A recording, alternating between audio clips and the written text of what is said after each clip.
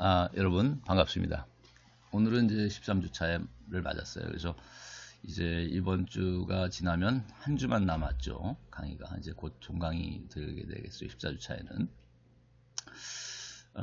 끝까지 여러분 어려운 철학을 공부하느라고 힘들겠지만은 조금만 더 인내를 가지고 이제 2주만 남았으니까 오늘 포함해서 마지막 우리가 스파트를 해서 한 학기 그래도 의미 있고 뭔가 보람 있는, 좀 어렵긴 했어도 그래도 뭔가 남는 것이 하나라도 있는 그런 수업이 됐으면 하는 생각입니다. 그래서 오늘 13주차에 다뤄질 주제는 크게 두 가지입니다. 여기 제목에서 보듯이 오즈의 마법사라는 그 뮤지컬 영화를 여러분이 소재로 해서 한번 생각해 볼 것들을 우리가 한번 성찰해 보자는 것이고, 그 다음에 문화란 무엇인가라고 하는 테마를 다루려고 합니다. 그래서 이것은 이제 우리가 교재 철학의 향기에 보면 이제 다뤄지고 있는 것이죠. 자, 우선 오즈의 마법사라는 뮤지컬 영화를 우리가 이번 주에 이제 해석을 하려고 하는데, 또 여기에 대한 이제 질문도 나갈 텐데, 크게 이제 세 가지 각도에서 해석을 해볼 수 있을 것 같아요. 하나는 사회적인 관점에서 이제 오즈의 마법사의 해석이 있을 수 있어요. 자, 이것은 뭐냐면 우리가 오즈의 마법사의 등장인물이 크게 이제 보면은 이제 뭐가 있어요. 우리가 허수아비가 있죠. 자, 이 허수아비는 몰락한 농민 계층을 상징한다고 말할 수 있을 것이다. 그 당시 미국 사회. 그다음에 또 하나는 누가 있죠? 예, 양철 나무꾼이 있죠.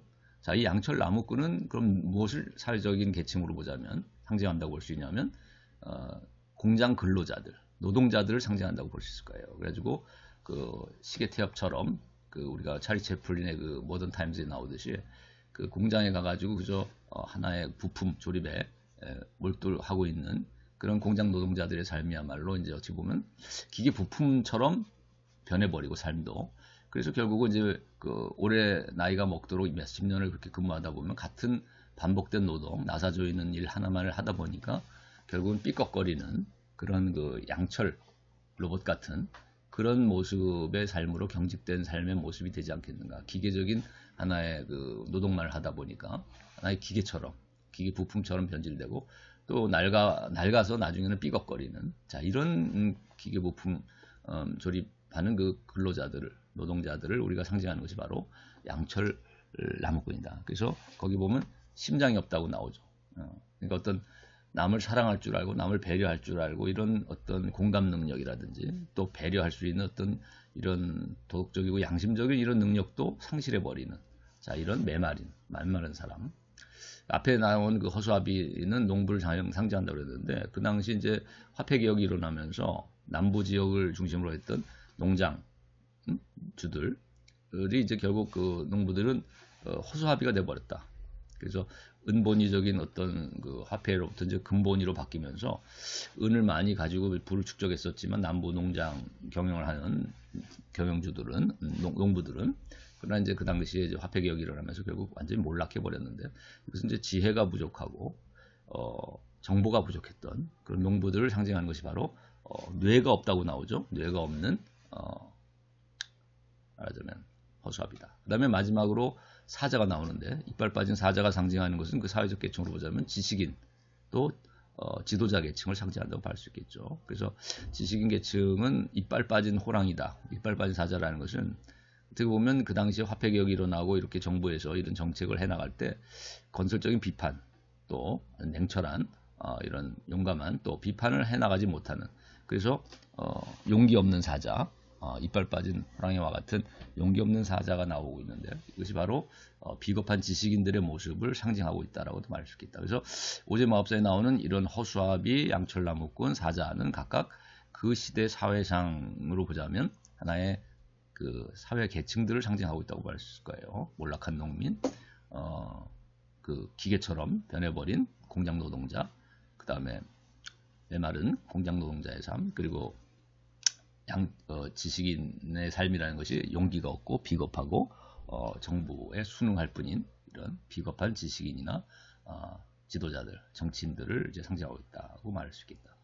두 번째 심리적인 해석을 가지고 얘기하자면, 그 도로시라는 한 개인이 주인공이지만 그 주인공의 세 가지의 어떤 분리된 어떤 해리성 인격 장애로 이제 이해해 볼 수도 있겠다. 그러니까 지혜가 없고 의존적인 삶을 살아가는 지식이 부족하고 이런 의존적인 삶을 살아가는 허수아비의 인생. 그 다음에 또 메마른 남을 배려하거나 공감할 줄 모르는 어떤 차가운 도시녀, 차도녀 같은 삶을 살아가고 있는 그것이 바로 양철 나무꾼으로 상징되고 있는 도로시의 하나의 모습일 수 있을 것이고, 또 하나는 이제 비겁하고 소심한 그런 지식인, 뭐 책을 좋아하고 예를 들면 책을 많이 읽어서 지식을 쌓았다 하더라도 소심하고 용기가 없고, 자, 이런 나약한 지식인의 모습, 자, 이런 것들이 바로 사자의 모습 투영된 도로시 개인의 그 세 측면일 수 있겠다. 그렇게 해석한다면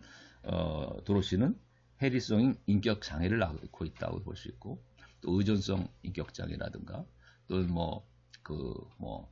자기애성 인격 장애를 가진, 자, 이런 하나의 한 인물 도로시의 심리적인 문제들, 정신적인 장애들, 그리고 그것들의 치유 과정을 우리가 하나의 보여주는 이런 뮤지컬 영화일 수도 있겠다, 스토리가. 그래서 그게 심리적인 해석이고, 또 하나는 이제 철학적 해석으로 보자면 칸트의 철학, 비판 이론이라는 철학, 또 현대 실존 철학의 관점에서 각각 오지마법사를 해석해 볼 수 있겠다. 자, 이런 것들을 우리가 이후에 이제 본격적으로 좀 다루려고 합니다.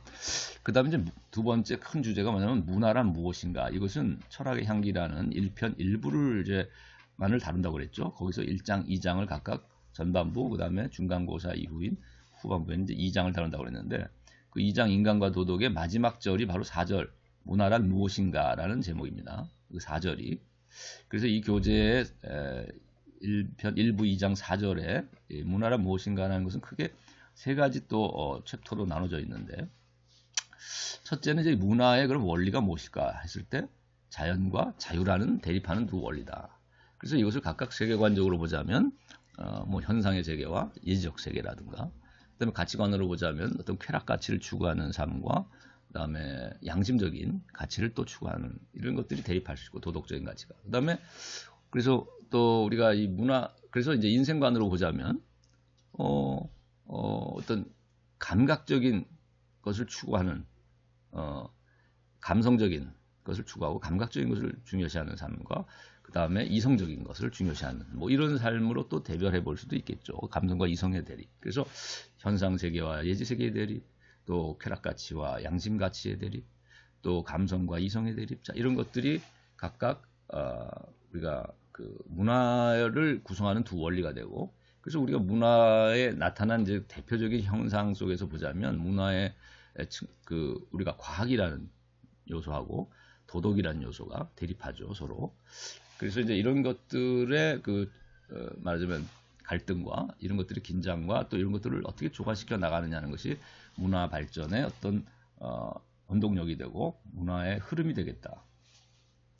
그래서 우리가 문화사적으로 볼 때 우리가 계몽주의와 낭만주의의 대립이라든가, 또 오늘날로 치면은 그 과학기술주의와 실존주의의 대립이라든가 이런 것들이 사실 자, 이런 요소들이 상당히 이제 오늘날도 대립적인 측면의 문화사조들이 이렇게 번갈아 등장하고 있는데, 이것은 바로 그것을 이루는 원리가, 서로 대립하는 원리가 있기 때문이라는 것이죠. 인간 삶 안에 세계와 인간을 형성하는 원리가 되는 이런 대립하는 측면이 있기 때문에.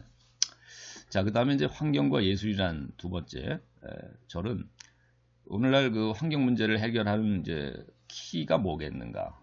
그래서 보통 생태주의의 관점에서 환경을 보존해야 된다.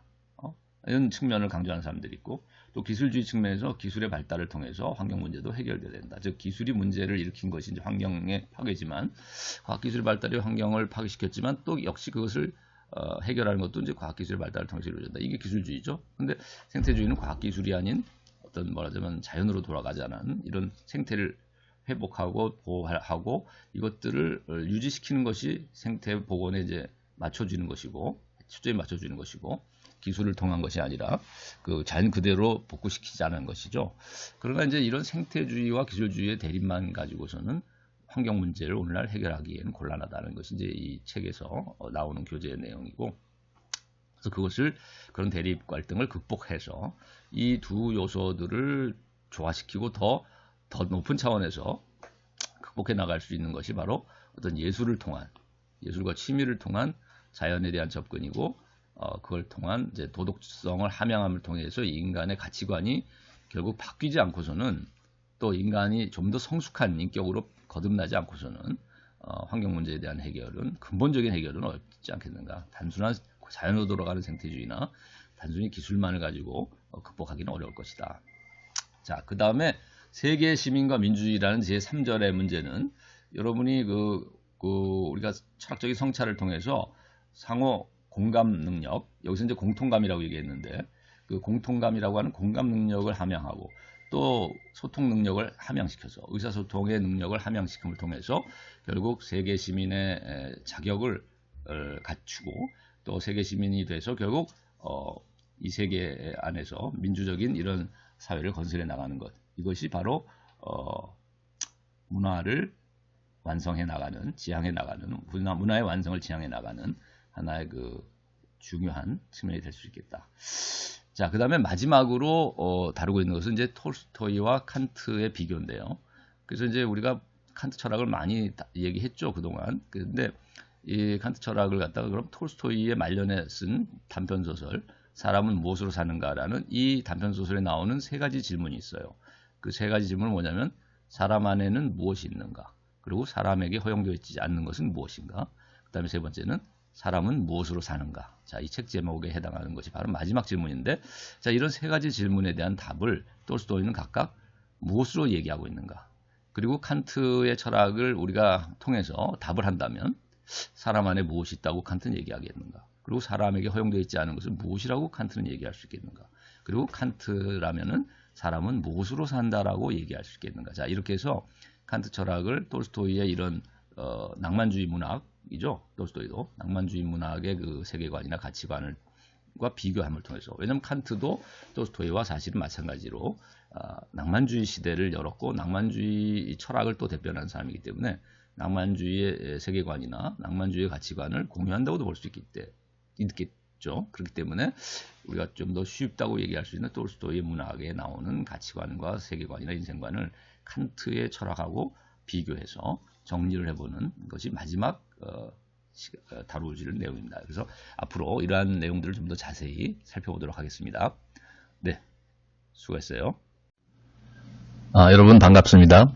오늘은 13주차에 해당하는 강의를 진행하려고 합니다. 어느덧 벌써 학기 말이 되어서 다음 주면은 마지막 강의가 이루어져야 되고, 그리고 이제 그 다음 주 2주 뒤에는 시험을 치릅니다. 그래서 공지사항에 확정된 일자, 날짜와 시간, 그리고 장소가 공지되어 있습니다. 여러분들이 참조하시기 바랍니다. 오늘 다뤄야 할 내용 크게 두 가지입니다. 하나는 교재 철학의 향기와 나와 있는 그 문화란 무엇인가라는 그 챕터하고, 또 하나는 영화 오즈의 마법사, 뮤지컬 영화죠. 오즈의 마법사를 가지고서 한번 생각해 볼 문제들을 여러분에게 과제로서 또한 제출하고자 합니다. 제일 먼저 우선 오즈의 마법사 뮤지컬 영화죠. 굉장히 오래된 오즈의 마법사 이 뮤지컬을 먼저 다루고자 합니다. 여러분이 이것을 이미 저작권이 해제되어 있어서 오래된 영화다 보니까 이 뮤지컬을 유튜브에서 디즈니의 피노키오나 마찬가지로 오즈의 마법사라고 치면 무료로 자막과 함께 전 편을 볼 수 있습니다. 그래서 여러분이 한번 이번 기회에 가능하면 보셨으면 좋겠고, 자, 오즈의 마법사와 관련해서 던지는 가장 큰 질문은 이제 도로시가 에메랄드 시티에서 깨달은 것은 무엇일까 하는 이제 질문입니다. 그래서 도로시가 이제 행복을 꿈꾸면서 소도시에서 살고 있었죠, 미국에.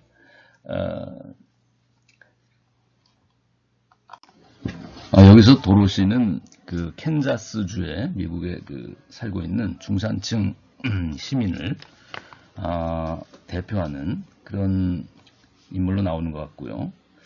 그 다음에 여기서 또 생각해 볼 여러분에게 문제 중에 하나는 그 등장인물들이 이제 허수아비하고 그림에도 보듯이 양철 나무꾼 그리고 사자가 나오죠.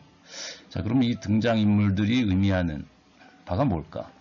우선 사회적인 계층으로 치면 어떤 계층에 속한다고 볼 수 있을까? 또 심리적으로 우리가 이걸 해석한다면 한 개인이 예를 들면 해리 장애를 앓고 있는 개인이 해리성 인격 장애를 예를 들면 앓고 있다. 그러면 이제 다중인격이 되잖아요. 그랬을 때 우리가 도로시 한 개인을 거기 대입시켜서 도로시가 분열된 인격으로서 나타났다라고 만일 우리가 이해해 본다면 그 허수아비하고 양철나무꾼 그리고 사자가 각각 의미하는 한 개인의 자아의 측면은 어떤 성격을 갖고 있다고 말해줄 수 있겠는가. 그 다음에 철학적인 의미, 우리가 이 등장인물들이 갖고 있는 이 분열된 자아라고도 해석할 수 있는 이 캐릭터들이 갖고 있는 철학적 의미는 무엇일까? 자, 이런 질문을 던질 수가 있을 것 같아요. 우선 이 오즈의 마법사를 한번 잠깐 해설해 보자면 1939년에 나온 뮤지컬이죠. 주디 갈란트가 주연을 맡았는데 최근에 이제 주디라고 하는 역시 그 영화가 최근에 상영된 게 있죠. 그래서 혹시 관심 있는 사람은 봤을 수도 있겠는데 거기 보면 이제 그 주디의 말년에 어떤 비참한 어떻게 보면 생을 마감할 때까지의 그의 삶의 여정을 담고 있는데 사실 그 주디 갈란트가 17세 때 17살 때 이 작품에는 이제 등장하고 있고 주디라는 영화 최근에 나온 영화는 이제 아주 말년에 죽기 얼마 전에 그 마지막 공연 뭐 이런 모습을 이제 담았던 영화 같은데요. 사실 그 좀 아이러니한 것은 오즈의 마법사에서는 사실 도로시가 에메랄드 시티라고 하는 이 큰 도시죠. 자본주의가 아주 발달한 이 그 산업사회에서 뭐 오늘날 치면 뉴욕이라든가 아주 뭐 큰 LA라든가 아주 큰 도시에 가서 결국은 성공을 꿈꾸고 거기서 행복을 찾으려고 했던 그 시골 중산층의 캔자스주에 살고 있었던 그 시골 마을에 살고 있었던 그 도로시가 사실 에메랄드 시티에서 도착해가지고는 사실 실망하죠. 실망하고 비인간적이고 어찌 보면 기계 문명이 발달한 그 도시 안에서 오히려 진정한 인간다운 삶의 모습을 찾지 못하고 거기 보면 이제 마녀들이 많이 등장하는데 그것은 오늘날 뭐 자본주의의 마법이라고도 상징화한다고도 해석할 수 있겠고 또는 뭐 기계 문명 속에서 또 인간 소외가 심각한 현상을 어떤 또 대도시 안에서의 범죄라든가 비인간적인 이런 인간에 대한 어떤 착취라고 할까 노동자들을 또 그 자본가가 지배하는 이런 또 권력자가 권력을 갖지 못한 자들을 말하자면 관리하고 지배하고 상품화하는 이런 사회 속에서 어떻게 보면 진정한 행복을 거기서 발견할 수 없었고 그래서 도로시가 이제 꿈에서 깨면서 다시 이제 고향으로 돌아오잖아요.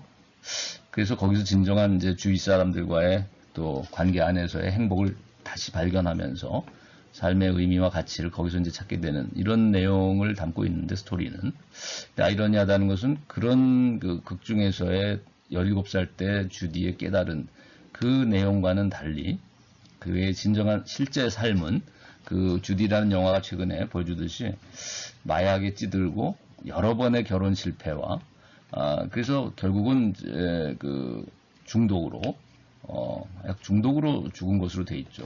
자살이라고도 볼 수 있을 수도 있겠고 또는 뭐 애매한 죽음이지만 결국 비참한 말로를 겪었는데 그 현실의 삶에서는 도로시가 결코 그 에메랄드 시티를 벗어나지 못했던 것 같아요. 그래서 호텔을 전전하고 다녔고 또 여러 번의 그 배우들이나 또는 여러 다른 사람들과 이런 그 인간관계 안에서 감독들과의 관계 안에서 내가 보기에는 시달렸던 것 같고 결국은 이용당하고 소모품처럼 버려진 그런 퇴물이 된 배우로서 늙은 배우가 되고 나서는 이제 인기도 없고 그래서 아주 그 허름한 뭐 작은 이런 그 술집이나 이제 이런 데 가가지고 공연을 하면서 전전했던 것 같아요, 말년을. 그러면서 이제 비참한 말로를 맞았는데, 그래서 이제 그 극 중에서 에메랄드 시티에 가가지고 실망한 후에 고향에 와서 깨달았던 그 삶의 어떤 본래적인 인간다운 삶의 어떤 실존의 모습을 현실의 삶에서는 도로시 자신이, 즉 주디 갈란트 자신이 살아내지 못했고 실현하지 못했던 것 같다. 오히려 에메랄드 시티 안에 갇혀서 하나의 상품으로서 사용되다가 결국은 버려진, 이용 가치가 없자 버려진 이런 그 비참한 소모품처럼 내팽겨쳐진 삶을 산 게 아닌가 하는 생각이 들어요. 그래서 좀 안타까운 현실과 이 극중의 스토리가 좀 이율배반적으로 좀 모순된 그런 모습을 보여주는 것 같아요. 자, 그래서 우리가 이 질문 중에서 우리가 이제 등장인물 양철나무꾼 그리고 허수아비 그리고 사자. 자, 이것이 의미하는 것이 뭐냐라고 했을 때 그 사회적인 이제 해석을 보게 되면은 우리가 황금 만능의 이런 현대 사회 문제점을 지적한 그런 어른을 위한 동화다라고도 볼 수 있겠고, 이 원작이 오즈의 마법사의 이 원작은 1900년에 나왔습니다. 그러니까 20세기 딱 20세기가 시작하는 해인 1900년에 이제 The Wizard of Oz라는 이름으로 작가인 그 프랭크 바움이 이것을 써서 출판한 이런 동화인데, 원래 프랭크 바움은 정치적인 입장을 또 가지고 있었던 정치가이기도 해서 오늘날의 평가는 이 사람이 상당히 이제 진보적인 성향을 가진 사람이다라는 평가도 있고, 또 한편에서는 매우 보수적인 이런 측면도 가지고 있는 어떤 이런 모순적인 정치 입장을 또 공존하는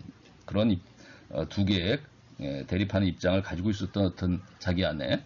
그래서 어떻게 보면 아까 그 해리장애 얘기를 했는데, 해리성 인격 장애가 이제 다중인격이다, 이중인격이다 이런 얘기를 했는데, 프랑크 바움 자신이 어떻게 보면 성격적으로 이런 이중성이 있던 것 같아요. 그래서 예를 들면 진보적인 성향을 대비한다는 것은, 여기 보면 여주인공을, 이 시대에는 사실 이런 17살의 이런 소녀, 여기 보면 사실 친아버지와 어머니도 없는 걸 봤을 때는 고아라고 보여져요. 고아고 아주머니나 할머니 같은 분에 의해서, 그리고 할아버지 같은 분에 의해서 키워지고 있는 것이 나와 있는데, 캔자스주의 그 시골 마을에서 아버지고 어머니가 아니고, 그런 걸 봤을 때 이런 17살짜리 고아 소녀를 갖다가 주인공으로 등장시키는 이런 소설이나 이런, 그러면서도 또 매우 우리가 사자라든지 양철나무꾼이나 이런 허수아비를 오히려 리더해 나가는 아주 그 중심 역할을 하잖아요. 이 한 팀을 이룬다고 했을 때 이렇게 마침 대장 역할을 할 만큼 이렇게 소녀를 중심 인물에 세운다는 것은 매우 진보적인 어떤 성향을 가진 게 아닌가.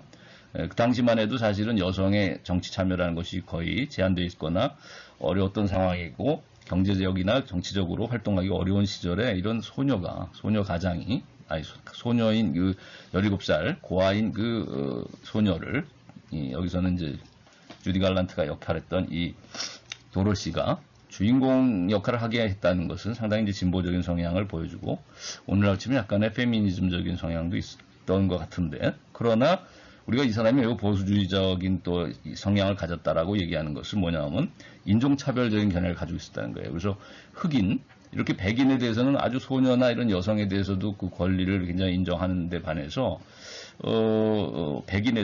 흑인에 대해서는 상당히 차별적인, 그래서 마치 그 당시까지만 해도 이제 얼마 전까지만 해도 이제 흑인들은 노예 생활을 했으니까 백인들의 어찌 보면 그 인권을, 이 흑인의 인권을 상당히 무시했던 이런, 오늘날도 지금 그 미국 사회에서 지금 문제가 되고 있잖아요. 그죠?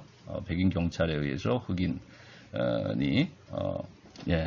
그래서 이렇게 그 인권 탄압 내지는 인종차별적인 이런 요소를 또 가지고 있었기 때문에 매우 보수주의자다라는 또 평가를 받고 있는 이런 모순적인 양면성을 가졌던 정치적 입장을 보이고 있는 게 이제 이 오즈의 마법사의 원작자인 프랭크 바움이라는 사람이었다. 근데 이제 우리가 사회적인 해석을 하자면, 우리가 이런 과학기술 시대에 이런 발달된 문명 안에서 물신 숭배를 하게 된 것이라는 거고, 결국 거기에서 빈익빈 부익부의 계층 갈등이 또 심화되면서 결국은 노예제의 사회였던 고대나 중세처럼 어떻게 보면 농노가 그 영주에 의해서 지배를 받고 과거에는 이제 노예가 귀족에 의해서 지배를 받았던 이런 그 고대나 중세의 이런 봉건제 사회 못지않게 오늘날 발달된 자본주의 사회 속에서도 돈을 가진 자가 돈을 갖지 못한 자를 착취하거나 상당히 그 인권을 무시하는 이런 사회가 될 수도 있었다는 거죠. 그래서 인간성의 소외가 이제 발생하게 되는데 착취라는 문제가 발생하기도 하고 무시라는 뭐 갑질이라는 또 형태의 그런 문제들이 발생할 수도 있는 게 이제 이 자본주의 또 금권 사회라는 거죠. 돈이 권력이 된 사회인데. 자, 그래서 이런 것들을 비판하고 있는 측면이 있고 이것이 오늘날 철학으로 보자면 이제 비판 이론과도 연결고리가 있겠죠. 그래서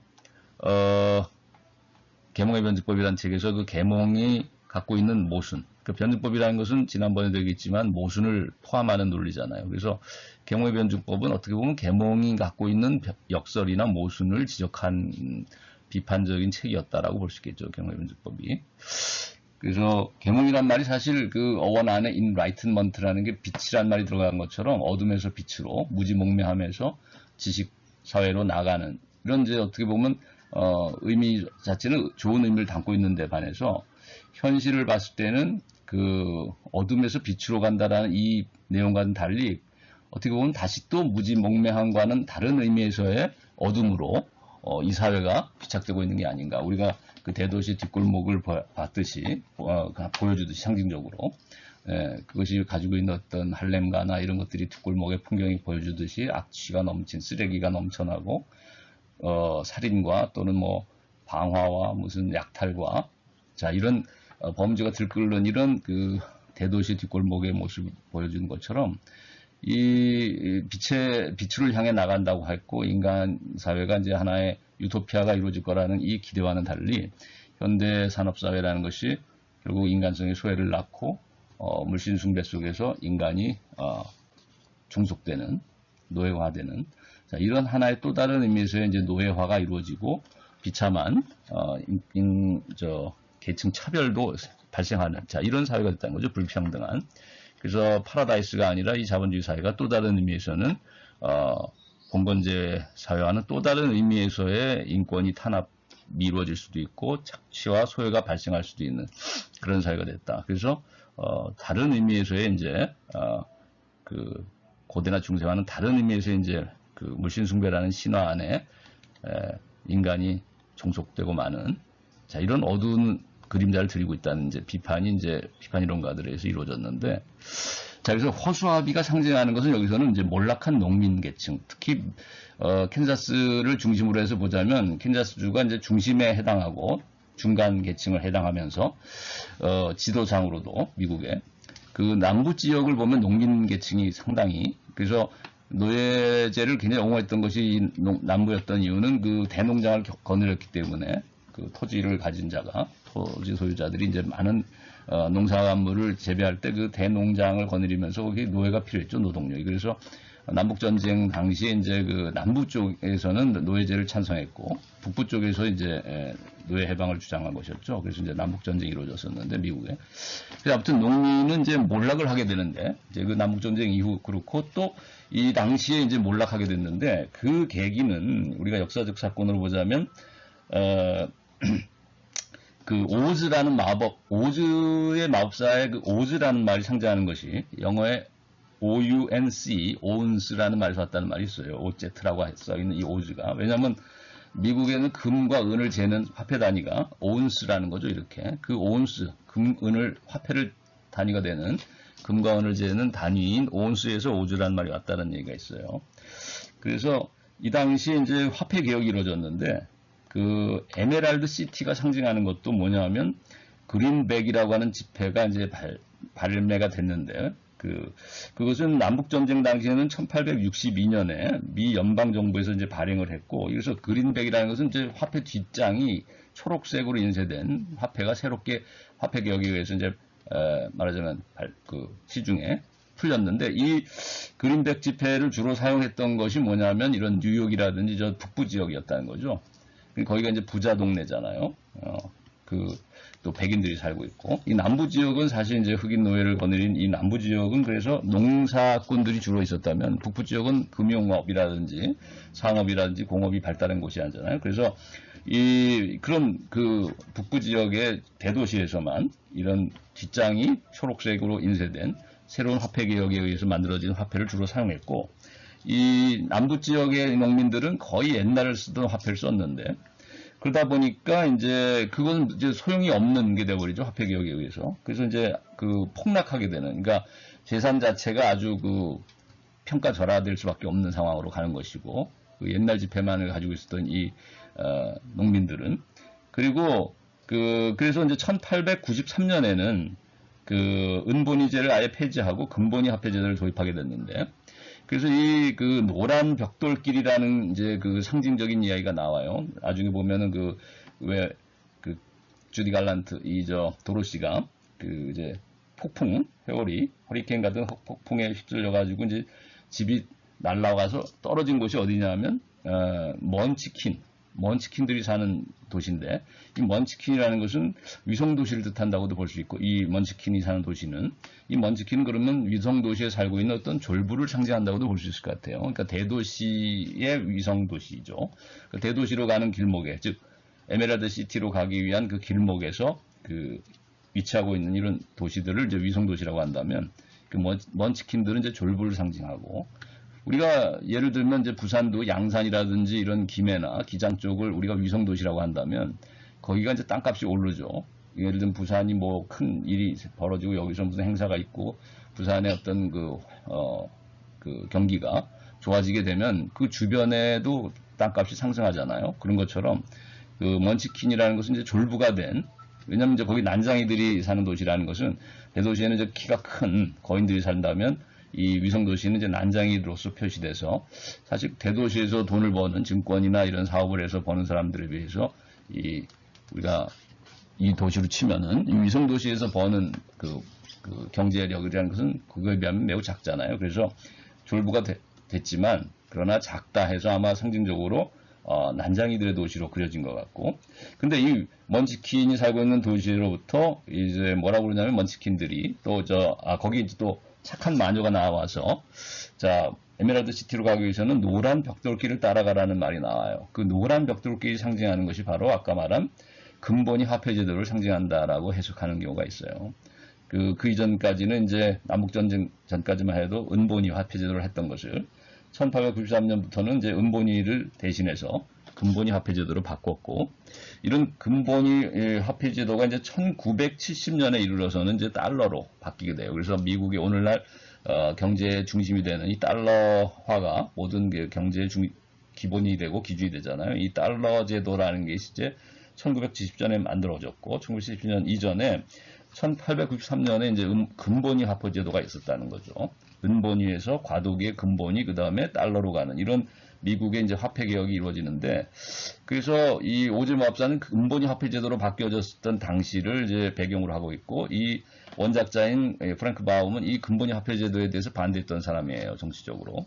그래서 여기서도 이제 금본위 화폐 제도를 상징하는 에메랄드 시티로 가는 이 노란 벽돌길을 따라서 저 대도시, 공업과 상업이 발달한 저 대도시로 갔을 때 오히려 거기서 인간다운 삶의 가치를 깨달은 게 아니고 인간의 소외를 깨닫고 또 여러 가지 범죄라든가 이런 것들을 이제 아마 거기 나쁜 마녀들이 창궐한다라는 모양으로 나타나는데, 거기서는 그것이 아마 범죄라든가 이런 어떤 비인간적인 모습들이 들끓는 어떤 부도덕하고 상당히 이제 인간성이 타락한 이런 모습을 대도시에서 이제 일어나는 것으로서 이제 상징화한 것이 이제 마녀들이 창궐한다라는 것으로 이 동화에서는 나타나는 것 같다, 이렇게 해석을 해볼 수 있을 것 같아요. 그래서 결국은 금본위 제도라든가 이런 상업과 산업이 발달한 이런 과학기술 사회에 대해서 이 작가인 프랑크 바움은 그렇게 긍정적이지만은 않은 입장인 것 같다는 거죠. 그래서 오늘날 실존 철학이나 비판 이론가들의 입장하고도 어떤 면에서는 공유되는 면이 있을 것 같다. 그 가치관이나 세계관이. 자, 그래서 그런 정도로 해서 여기 이제 허수아비에 관한 얘기를 이제 하나 했는데 농민을 대변하는 것이라고. 근데 몰락한 농민을 상징한다. 그래서 허수아비는 여기서 뇌가 없는 것으로 나오죠. 그 다음에 양철나무꾼은 노동자를 상징한다고 볼 수 있겠다. 그러니까 허수아비는 그 당시 어떤 지혜나 지식이나 정보가 부족해서 그 화폐개혁이 이렇게 근본위로 바뀐다는 것 자체를 몰랐고, 그러면서 결국은 그 많은 토지를 가졌음에도 불구하고 또 옛날에는 많은 이제 은을 중심으로 하는 화폐 제도 안에서는 은도 많이 소유했을 수도 있고 예를 들면 그랬는데 그 중요한 게 은이었기 때문에 그러나 이제 근본위로 바꾸면서는 결국 금은 전혀 소유하지 못했던 이 농민들은 금을 많이 소유하고 있었던 저 대도시에 뉴욕이라든지 이 대도시의 그 자본가들에게 결국은 뭐 농락당하거나 또는 이제 뭐 그 큰 돈을 가진 사람들이 결국 이 싼 땅값도 이제 말하면 하락하고 말았을 테니까 남부 지역에 이제 대토지를 갖다가 인수해 가버리고 결국 헐값에 넘겨야 하는 이런 이제 처지로 전락하면서 결국 찢어진 이런 그 천을 뒤집어 쓰고 있는 뇌가 없는 허수아비의 모습으로 이제 그려진 것이 바로 이런 남부 지역의 농민들이었다. 몰락한 농민들을 상징하는 것이다. 그 다음에 이제 양철나무꾼은 그 당시에 그 대도시에 또는 이제 중소도시에서 산업사회 속에서, 공장 노동자들을 상징하는 것이다. 근데 여기서 심장이 없는 것으로 그려지고 있죠, 여기서는. 그 노동자들이 심장이 없다는 뜻은 결국은 어떤 아름다운 취미 생활이라든지 또 예술적인 체험을 할 수 있는 그런 그 여가도 없고, 그 9 to 5로 그냥 기계처럼 일을 하는 것이죠. 우리가 뭐 찰리 채플린의 그 모던 타임즈에 나오는 톱니바퀴 돌아가듯이 결국 9시부터 10시까지 그 대중교통을 이용해서 거기 가가지고는 톱니 하나, 나사 하나 쪼이는 이 컨베이어 벨트에 앞에 앉아가지고서 똑같은 작업을 30년, 40년 은퇴할 때까지 하는 것이 이제 노동자인데, 그래서 이제 삐걱삐걱 잘 움직이지 못하는 팔과 다리로 이제 여기 상징하는 것은 상징돼서 나오는 것은 그게 이제 뭐 똑같은 작업만 하다 보니까 뭐 그 관절과 이 신체가 또 뭐 어떤 마비가 오는 이런 것으로 이제 여기는 그려지고 있는데 이게 이제 뭐 기계처럼 돼버리는 것이죠. 근데 그 점점 낡아지는, 그래서 기름칠을 하지 않고서는 돌아가지 않는 기계처럼 이 낡은 이제 기계처럼 사용되다가 결국은 버려지는 부품처럼 사용되다가 하나의 자동차 부품을 조립하는 사람은 결국 그 부품과 동일시 돼버리고 결국은 마치 그 하나의 부품이 고장나버리면 다른 부품으로 대체하듯이 그 부품을 조립하는 그 노동자가 이제 늙어져가지고 삐걱삐걱거리고 관절염이 오고 예를 들면 산업재해를 당해가지고 어떤 불구자가 되거나 이럴 경우는 얼른 이제 다른 젊은 노동력으로 대체하는 것이죠. 그래서 결국 사람도 그런 자동차 부품하고 다를 바 없는 자동차 부품을 조립하는 일을 하는 이 공장 노동자는 결국 부품처럼 또 사용되다 버려지는, 자, 이런 모습을 이제 양철나무꾼, 삐걱거리는 양철나무꾼으로 상징한 것 같고, 거기서 이제 심장이 없다는 것은 아까도 말했지만 여유가 없는 것이죠. 인간다운 삶을 살 여유가 없는 것이죠. 그러니까 다른 사람에 대한 배려라든가 또 양심적인 어떤 결단이라든가 본래적인 삶을, 본래적인 실존을, 일반 실존 철학자들이 말하는 본래적인 실존을 향해 나아갈 수 있는 그런 결단의 능력이라든가 또 그 예술적인 취미, 이런 그 도덕적인 그 인격적인 자신의 삶을 성숙시켜 나가는 이런 과정에서 꼭 필수적으로 어떻게 보면 그 매개 역할을 할 수 있는 중요한 것이 이제 취미 활동이고 예술적인 체험이고 예술 활동일 수도 있겠는데, 이런 아름다움을 느끼고 감상하고 또 참여하고 창작을 하거나 또 여기에 취미 활동을 하는 이런 능력 자체를 상실한, 그런 여유 자체를 상실한, 자, 이런 것이 이제 심장이 없는 것으로 그려진 것 같다. 자, 그 다음에 지식인을 상징하고 있는 것이 이제 겁쟁이 사자인데, 또는 정치가 지도자들, 그러니까 엘리트들을 상징하고 있는 게 여기서 이제 겁쟁이 사자인 것이죠. 왜냐하면 클리블랜드 대통령 시절이라고 하는데, 이 시절이 그 근본위 화폐 제도를 개혁한 그 대통령의 이 정책에 대해서 그 프랑크 바움은 상당히 비판적이었는데, 그러나 당시의 정치가들은 국회의원님들이나 야당의 국회의원들이 하더라도 결코 이제 이렇게 비판적인 입장을 제대로 떳떳하게 내세우지 못했고, 그래서 프랑크 바움이 볼 때는 그것은 겁쟁이, 이빨 빠지고 발톱도 없고 이빨도 빠진 겁쟁이 사자에 불과한 것처럼 이제 그려놓은 것이 이제 그 당시 어떤 지식인들이나 정치가들, 엘리트들의 모습이었다. 그러니까 사회에 대한 비판적인 능력을 상실한 엘리트들을 이제 겁쟁이 사자로 그려놓은 것이다. 이렇게. 그러니까 이게 사회 계층적인 해석인 것이죠. 농민 계층, 노동자 계층, 그리고 엘리트, 지식인 계층. 자, 그 다음에 이제 우리가 이 오즈의 등장한 이런 인물들을 우리가 심리적인 하나의 해석으로 보게 되면 이게 여러 사람이 아니라, 여러 계층이 아니라 단 한 사람, 도로시 자신의 어떤 분열된 자아의 모습일 수도 있겠다. 그래서 이 오즈의 마법사라는 것이 결국 에메랄드 시티에 가서 오즈의 마법사를 만나고, 근데 오즈의 마법사는 아까 오즈라는 게 이제 그 온스, 금을 재는 화폐 단위라고 했는데, 그걸 상징한다고 했는데, 오즈가 거기서 왔다고 했는데, 오운스에서. 그 오즈의 마법사라는 건 뭐냐 하면 결국은 이것이 의미하는 바는 자본주의의 어떤 마법을 의미할 수도 있겠고, 그 얘기는 또는 과학기술 문명의 어떤 이기를 상징하는 것이라고도 볼 수 있겠죠. 오즈의 마법은. 그리고 이 오즈의 마법사는 그러니까 자본가나 아니면은 뭐 과학기술자를 상징한다고도 볼 수 있겠죠. 오즈의 마법사가. 그래서 이 여기 영화에서 보면은 그 에메랄드 시티에서 만난 오즈의 마법사는 사실은 사기꾼이죠. 결국은 자기가 이제 마법사라고 말을 하지만 어떤 과학기술의 능력을 가지고서 어떤 환상적인 이런 홀로그램 같은 영상을 만들어내는 이런 기술을 가지고 있어서 마치 자기가 뭐 마법을 부리는 것처럼 사람들을 속이지만 환상을 불어넣지만 그러나 사실 그것은 하나의 환상일 뿐이고 진정한 어떤 이 사람이 뭐 다른 사람의 삶을 꿰뚫어 볼 수 있는 지혜가 있는 것도 아니고 또 진정한 어떤 능력을 가진 자는 아니라는 거죠. 그냥 단순한 과학기술을 가지고서 사람들에게 현혹해서 어떤 환상을 심어주고 자기가 어떤 마법사인 양 행세하고 있는 사이비 과학기술자로서 나타나고 있는 게 이 영화에서의 오즈의 마법사다. 그런데 이제 그 심리적인 해석을 참 아까 한다고 그랬죠. 이 이 등장인물들은 사실 도로시 자신의 분열된 자일 수도 있겠다.